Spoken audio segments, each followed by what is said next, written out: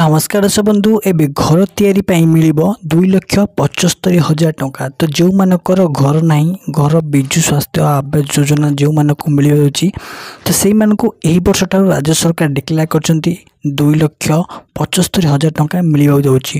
तो चलंतु पूरा डिटेल सहित जानिया केउ केउ मानक ए घर मिलिबो आ कोन कोन सुविधा सब रहिची सब डिटेल्स जानिया हमें ए वीडियो माध्यम। तो चलंतु डे न करी वीडियो को स्टार्ट करबा पूर्व मु कहि रखिबी कि जदि आप माने हमर ई चैनल को नुआ आछंती निश्चिंत भाव में यही चैनल को लाइक करंतु शेयर करंतु और सब्सक्राइब करंतु पाखर थे बेल आइकन को ऑल रे सेट रखंतु। तो चलंतु मैं प्रथम जाइनमा हमर जो घर अछि प्रधानमंत्री आवास योजना। तो यही प्रधानमंत्री आवास योजना रे राज्य सरकार कहते कि जो मानकर घर नहीं बा जो माने घर पे अप्लाई करथिले तो एबे सेई मानकु राज्य सरकार घर जोगे देबो आछंती।